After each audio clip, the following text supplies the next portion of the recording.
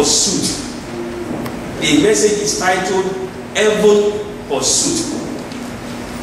Now, when I say heaven pursuit, I mean focusing on heaven. That Christians, we have the obligation to focus on heaven. Quest for heaven is what I mean by heaven pursuit. So this is going to be part one of the message. I had one minister talking, I think Dr. David Jeremiah. He said that most ministers these days don't want to talk about hell. They don't want to mention the word hell. Maybe because it's very scary, or maybe because it's intimidating, or people just don't want to face the fact that there are two destinations for every human being. Two destinations for all of us. And God had allowed us to choose where we want to end everything. There are two destinations. We have heaven, we have hell. Or you can call it lake of fire.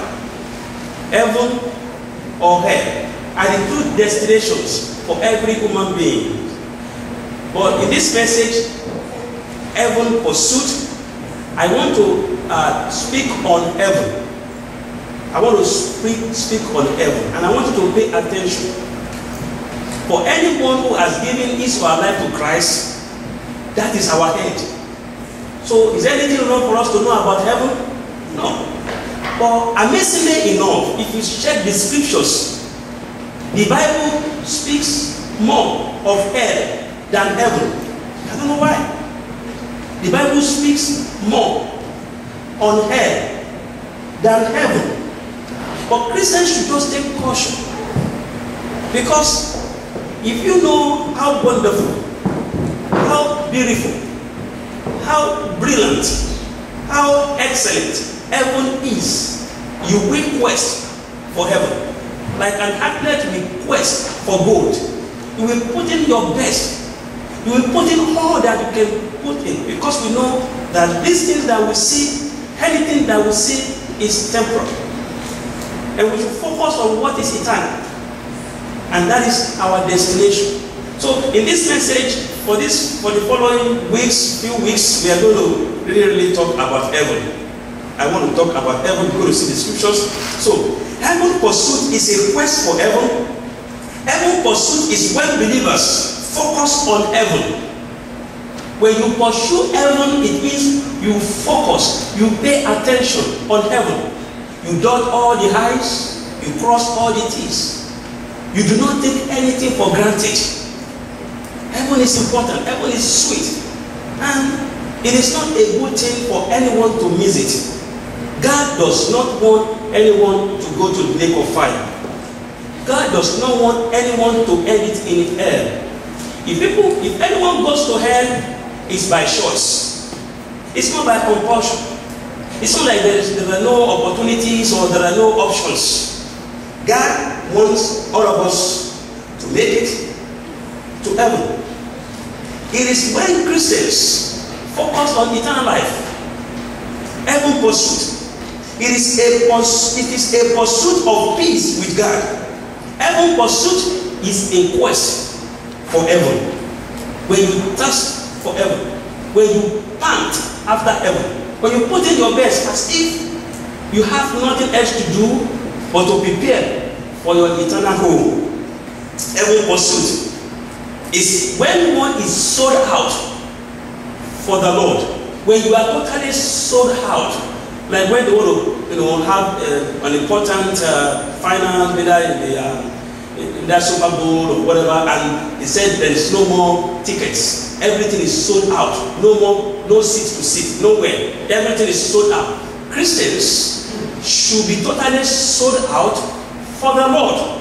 There is no vacancy for anyone to play nonsense in your life. That you focus on heaven as if it's the only thing that you know. We are here to go. We are not here to stay. Look at what Paul said. Look at what Paul said. If you check with me, Galatians chapter 2, verse 20 said, I have been crucified with Christ. It is no longer I who live, but Christ lives in me, and the life which I now live in the flesh, I live by faith in the Son of God who loved me and gave himself for me. So Apostle Paul gives series of advice and series of admonitions for Christians to be able to focus on their eternal rest.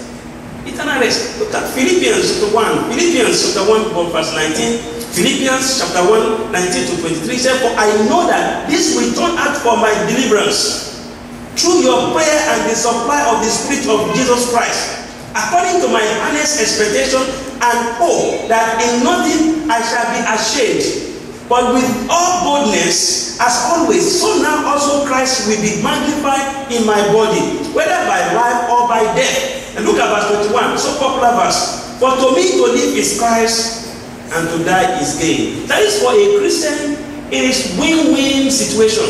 You never lose. When you are living, when you quest for heaven, when you pursue heaven, you will say, but for me to live is Christ. That is, if I'm here, what is primary in my life is to attend to the business of the King, Jesus Christ. Look at verse 22. It says, but if I live on in the flesh, this will mean fruit from my labor. Yet what I shall choose I cannot tell. Flesh. Verse 23. For I am hard pressed between the two, having a desire to depart and be with Christ, which is far better. See, naturally, yes, you tend to think that this is a permanent place. Naturally, you tend to think that this place is better. But Paul said, what is better is to be with Christ. That is, what is better is heaven. It's better. But it's very hard for people to understand.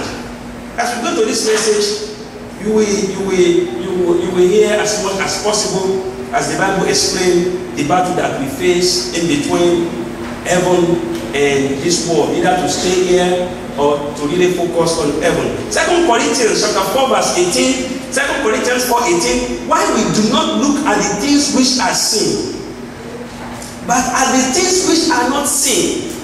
For the things which are seen are temporary, but the things which are not seen are eternal. They are eternal. But the devil kind of tend to make us to focus more on things that we see. Material things that we see. This world, heaven is unseen.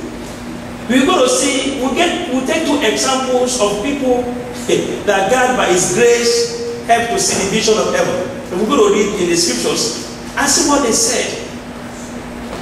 See, heaven is so good, it's so wonderful that men lack words to explain or to describe heaven. To describe heaven, men lack words. Men lack adjective that you can use to describe heaven. That's how good, how wonderful heaven is. And heaven knows. And so there is this turn here, either thinking that the things that we see here are better off. Because you don't see heaven. You don't know what is going to be there. So you will think that because what we have now is better, like they always say, a body in your hand is better than thousands in the air. But not in the case of heaven. Heaven is better. Heaven is great. The Bible tells me so. And I believe the scriptures. And all that we're going to have today, we will take from the scriptures. Amen. As we continue with this message, I just want to advise us, let us put in our best for the Lord. If we really focus on heaven, if we really quest for heaven, heaven will be and will be taken as the uttermost in our heart. And then we'll be able to work so hard for it.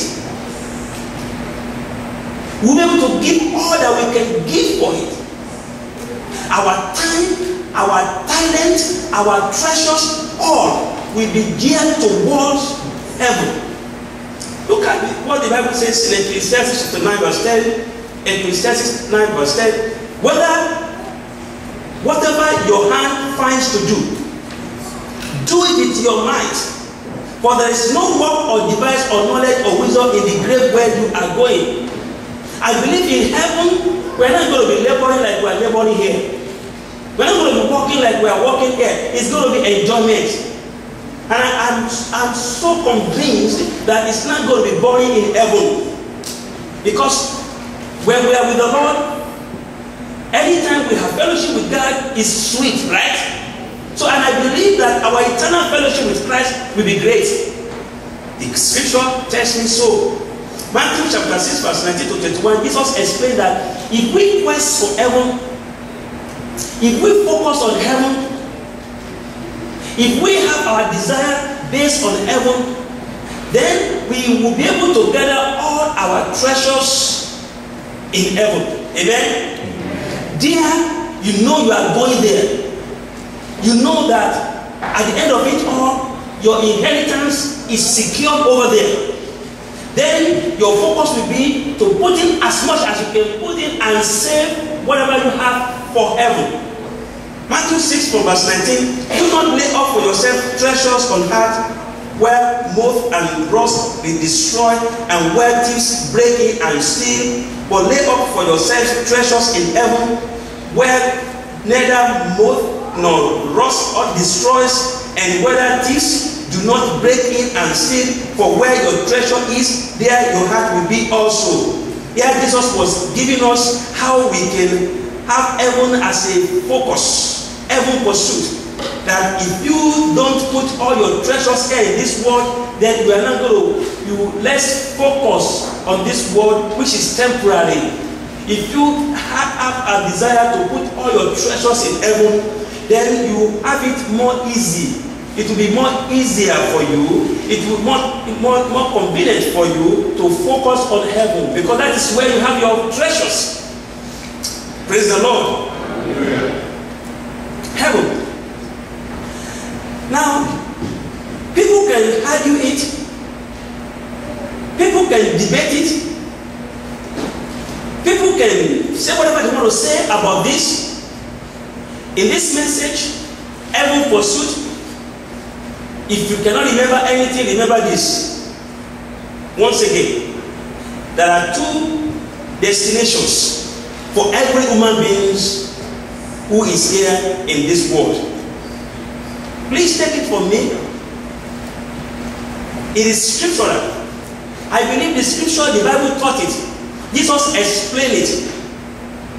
If you have given your life to Christ, if you have accepted Christ as your personal Lord and Savior, then there is a place of rest for you called heaven. I'm going to read to you the explanation Jesus gave about this. The story of the rich man and Lazarus.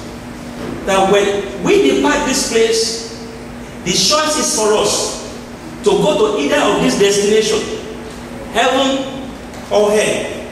But let me first give you, before I go into that explanation, this is an introductory message into this heaven pursuit. Amen? So take your time, and I know, you will think maybe this is not something we should, talk too much on. Everybody should understand this, but not everybody understands this.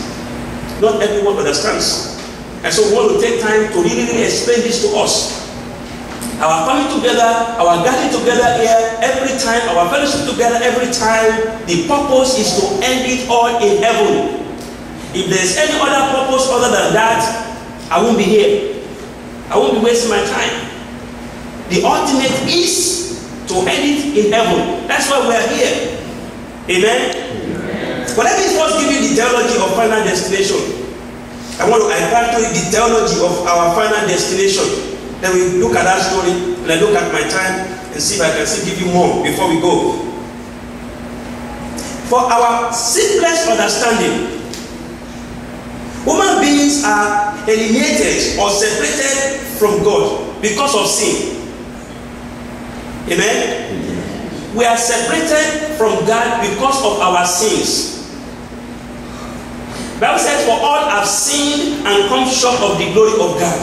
We are separated. There is a separation between us and God because of our sins.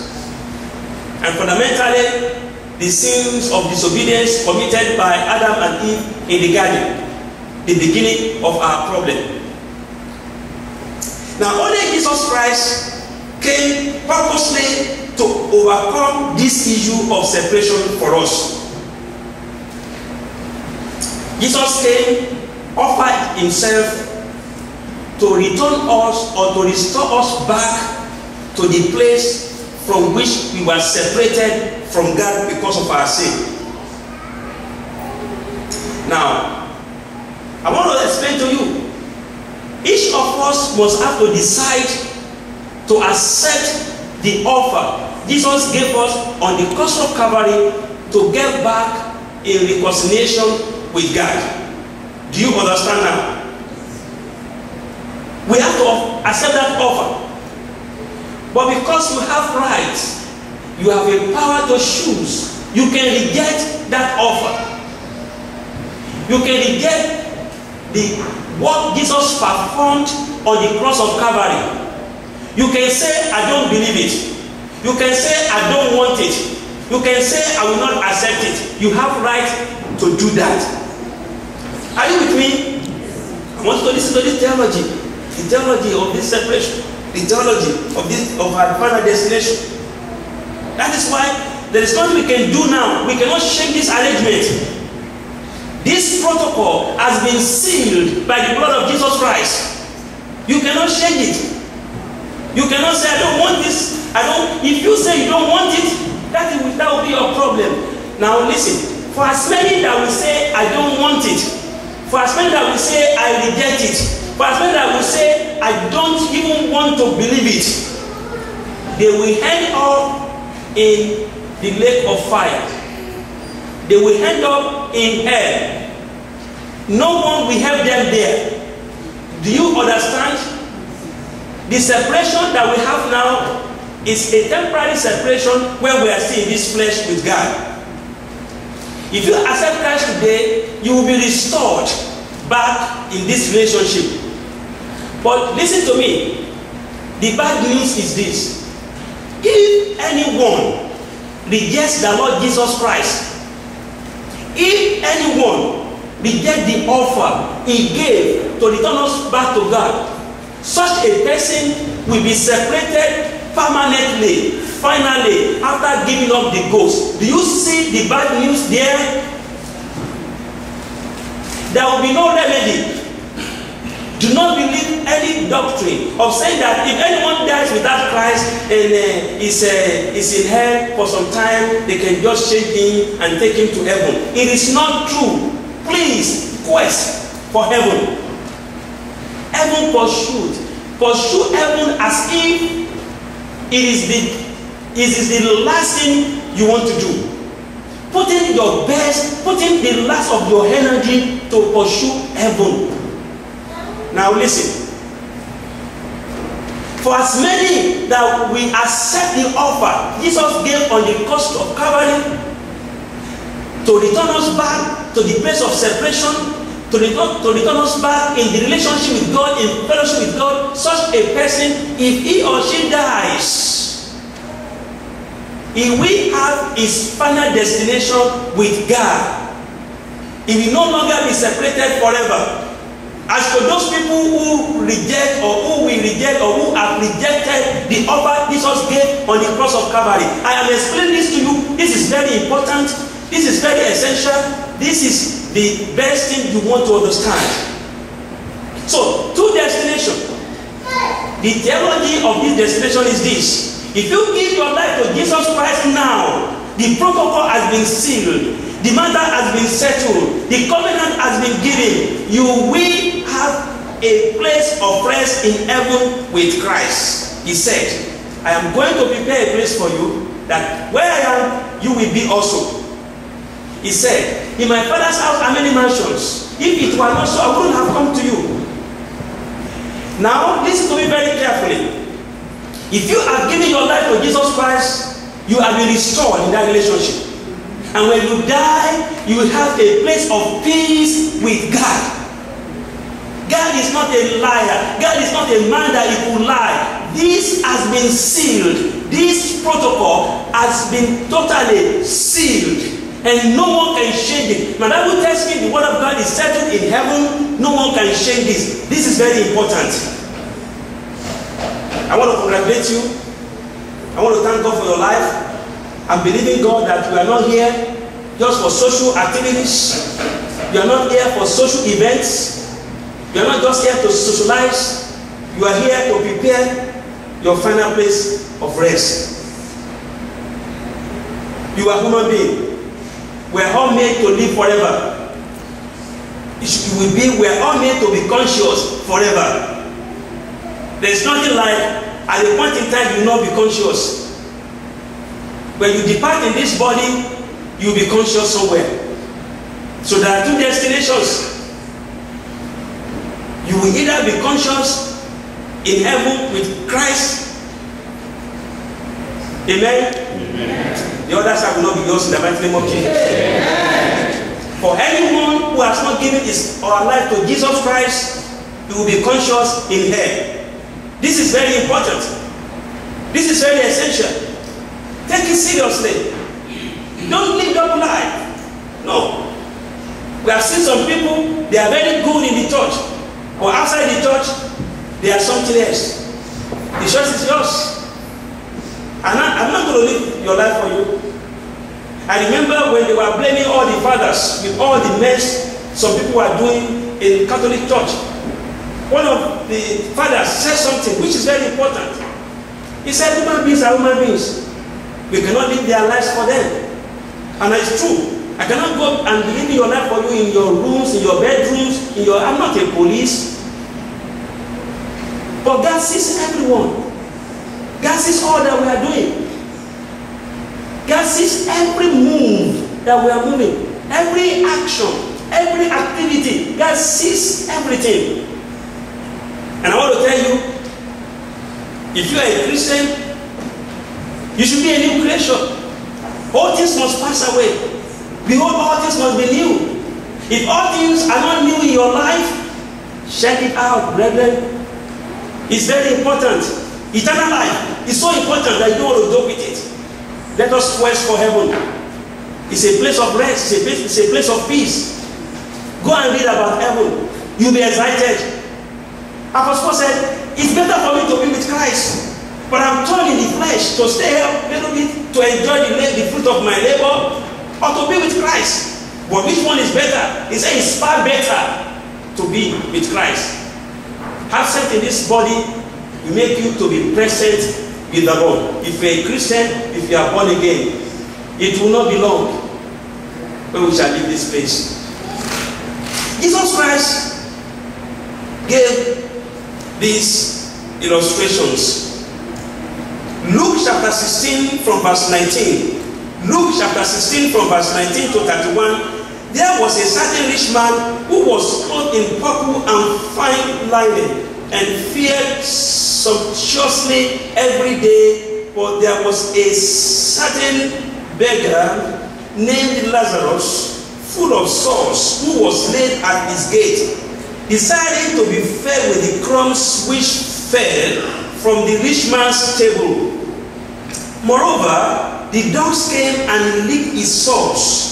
So it was that the beggar died and was carried by the angels to Abraham's bosom. The beggar died because the beggar knew the Lord. Hey. Hallelujah. Amen. Look, there's no joke about this. If you're a Christian, you are born again. First and foremost, goodness and mercy, they are with you. They will follow you for the rest of your life. And as soon as you are giving up the ghost, the angel will carry you to heaven. Amen. This is certain. It's a blessed assurance.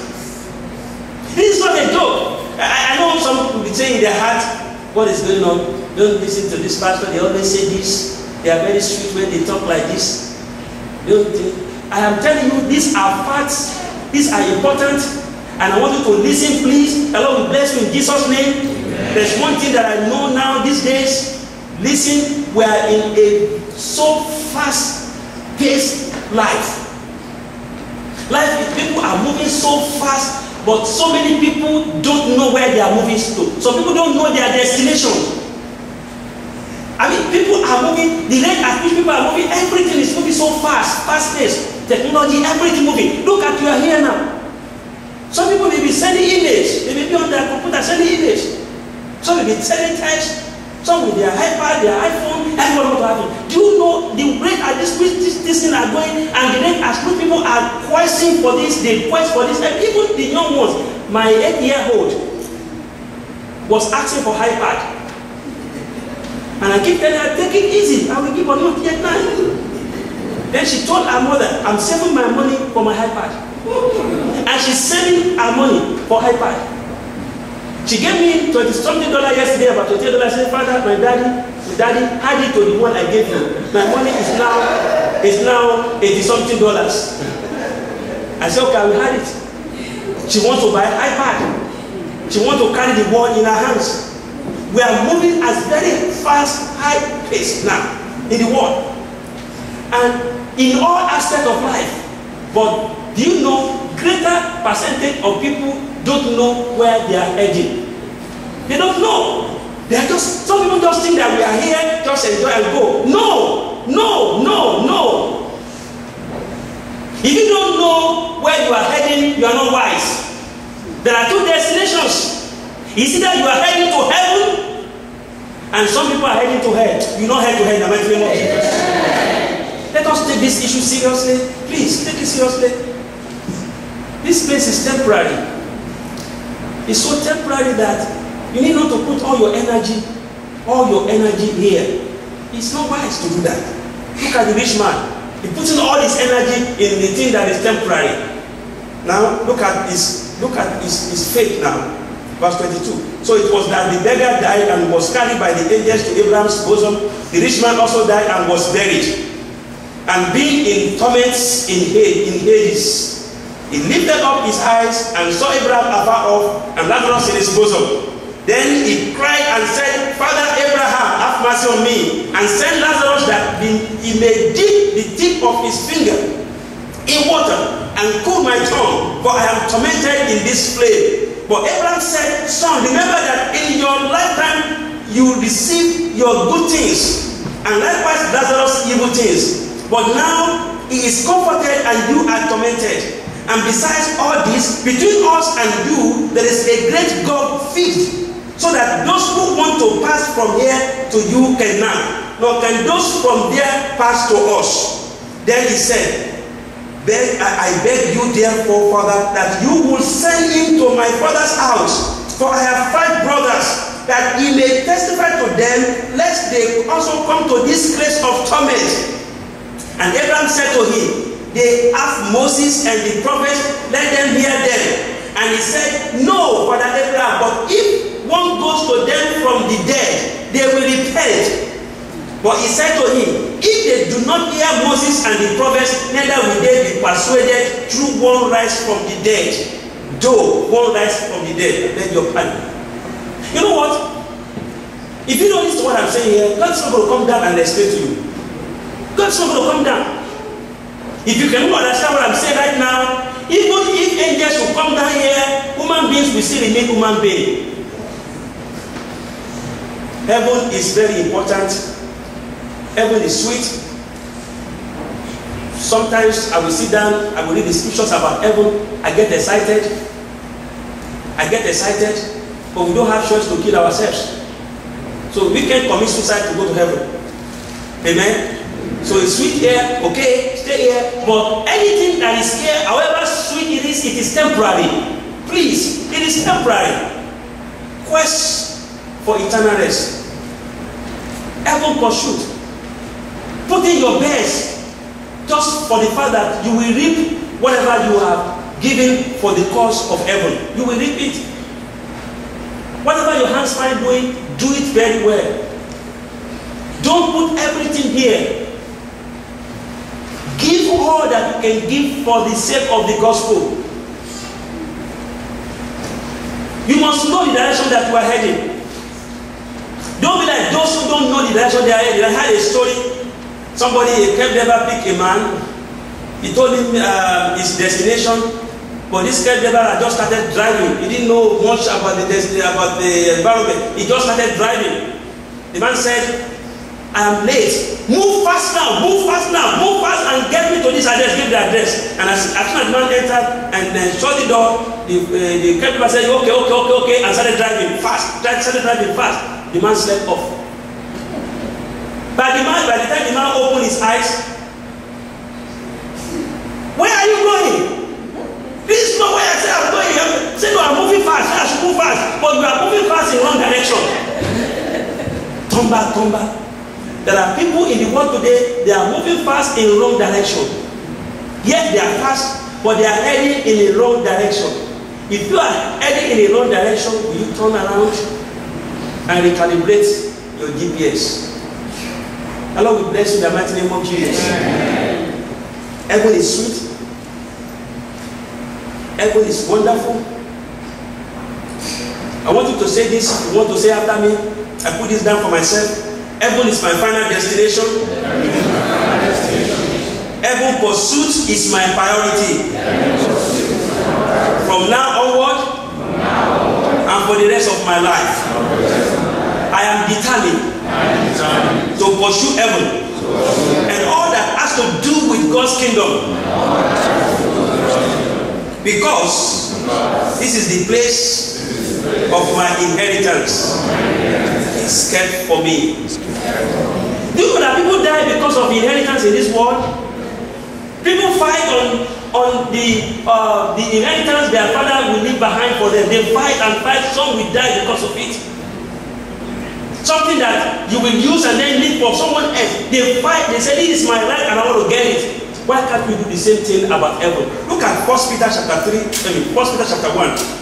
Look at from verse 3. It says, blessed be God and Father of our Lord Jesus Christ, who according to his abundant mercy has begotten us again to a living hope through the resurrection of Jesus Christ from the dead. Verse 4. To an inheritance incorruptible and undefiled, and that does not fade away, reserved in heaven for you.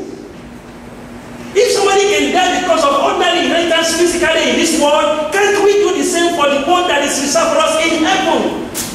An inheritance that cannot fade. An inheritance that we will use and will enjoy forever till eternity. Amen. Where there is no pain, where there is no pressure, where there is no depression. Heaven, a perfect place, where all the organs in the system will be perfect. There is no blindness, there is no losing of hands, there is no cancer.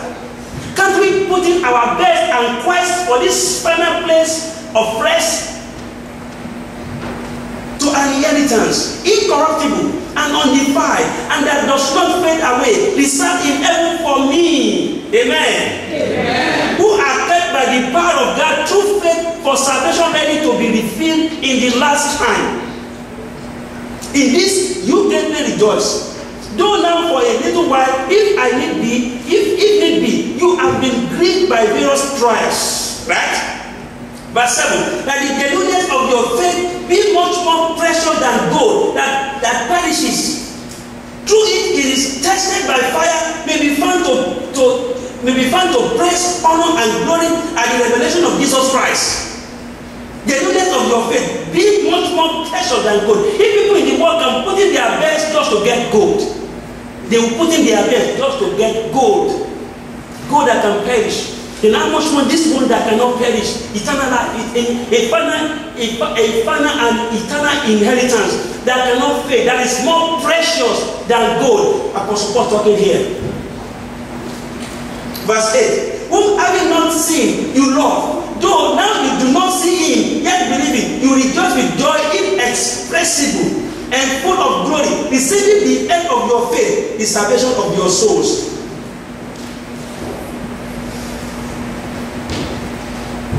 Where is heaven? Can I ask you that? Where is heaven? Now you can be saying, oh, pastor is talking about this heaven, talking about this heaven. Don't you see, has it been there? where is the way to heaven? Of course, we will be the first person to have that question. The disciples, they asked Jesus Christ, who was talking to them about the way in John chapter 14. Thomas first said, he should tell him the way. Thomas asked him, you say you are going, we don't know the way to get there. How do we get there? And Jesus said, I am the way, I am the truth, I am the life. That no man comes unto the Father except by me. John 14:6. Then Philip said, show us the Father. If you show us the Father, then that will be sufficient. We don't have to any further question. Jesus said, oh, since I've been with you, you don't know the Father. Anyone that I've seen it, I've seen the Father. This is, you just have to believe what God is saying by faith. And we're going to see those who gave us the little glimpse of heaven. But this is it. Heaven is a place where the throne of God is. Amen? Amen. This is the throne of God. This is where God rules. We have the first heaven, we have the solar heaven, the first heaven, the firmament, we have the solar heaven, we have the third heaven. And Apostle Paul explained this to us. We're going to read this. But most importantly, we know that the heaven is the seat of God. And this is my own approach to this issue. Anywhere Jesus is, let me be there. Right? That is my heaven. Anywhere the Prince of Peace is, I want to be there. That is my heaven. If you want to make heaven to be Chicago, let me be with him. Jesus said, where I am, you will be what? There also. That is heaven. A place of peace. But of course, the third heaven, the seat of God, is what we're talking about here now. And we're going to read Revelation 4:1-10 and see that how Apostle John went on a trip to heaven and he gave descriptions. How heaven look. It's very hard. Another question, how does heaven look like? How does it look like? That is why, see, Christians must take it serious. You cannot describe it. It's so wonderful. It's so great. There is no adjective for it. Look at 2 Corinthians chapter 12. 2 Corinthians chapter 12. We are closing very soon. It is darkness, not profitable for me to boast. Paul speaking here. I will come to visions and revelations of the Lord. He said, look, I'm not trying to boast, but I have an opportunity. I have been to heaven. I don't want to boast among you because it's profitable for me to boast, to show you that I am a guru when it has to do with revelations. But I don't want to do that. He said, I'm giving God the glory. I want to humble myself. Look at verse 2. I know a man in Christ who 14 years ago, whether in the body or whether in the body, I do not know, or whether out of the body, I do not know. God knows. Such a one was caught up to the third heaven, the seat of God. Look at verse 3. And I know such a man, whether in the body or out of the body, I do not know. God knows how he was caught up into paradise and had inexpressible words. He was caught up into heaven, into paradise, and he had inexpressible words, which it is not lawful for a man to utter. You cannot explain. It's hard to have a word for heaven. How heaven is. Paul said it's inexpressible. You cannot express it. It's hard to utter that kind of adjective. Hello? Just like I know. When we went to Israel, we were with one of the Jews, and we were talking. He sat near us in the restaurant, and we were talking because he was doing something, that really excited us, and we were asking questions. They got their food, they put the food on the table, husband and wife, and they started praying. They started serious prayer on the food. They stood up. They started like this. Serious prayer on the food. So when they finished praying on the food, it was on Friday. Then we asked him, we kind of asked questions. How is this? How is this prayer? Who are you praying to? Then he told us that we are praying to Who is that person? He said, we cannot mention his name. He said, we cannot talk it anywhere. We cannot utter his name. I said, pray to God. We cannot utter his name. I want to thank God for Jesus Christ. Because of grace, I can say God. Amen. I can say, I'm praying to who? I can utter it out because of the grace and the mercy and the word Jesus performed on the cross of Calvary for me, that He restored me back to God. I can say, Abba, Father. Amen. Now, Paul is saying here that it's hard to utter any word to explain heaven. Just like that man will tell us that we don't want to call him, don't want to call his name. No, we don't want to call his name. It's too big for us to call. It's too big. And we are trying to ask him, what about the rabbi? Can the rabbi call the names? They begin to call some other names they have to call. They cannot really call Yahweh. Praise the Lord. Jesus is good. Verse 4. How he was caught up into paradise and had inexpressible words, which it is not lawful for a man to utter. To explain how heaven is hard. What word can you use to explain it? That's how great heaven is. You don't want to miss heaven. Tell somebody, you don't want to miss heaven. There is nothing. I don't know how much you have enjoyed in life. I don't know which kind of vacation you have been to. I don't know if you have been to some places called paradise. Paradise on earth. I don't know the kind of hotels you have been to. 5 stars, 10 stars, 20-star hotels. I don't know. I don't know if you have been on the sea where they give you massage and you look at the world and say, wow, it's good to enjoy. I don't know how much you have been, they lavish money on you. I don't know. I don't know your experience. I don't know your best experience. But even with this, you cannot compare that to what? Heaven is great. Hallelujah. Amen. Heaven is what?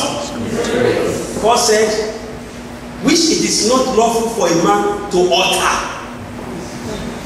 Verse 5. Of such one I will boast, yet of myself I will not boast except in my infirmities. For though I might desire to boast, I will not be a fool, for I will speak the truth. But I refrain, lest anyone should think of me above what it sees me to be or hears from me. God wants to limit himself, doesn't want to fall.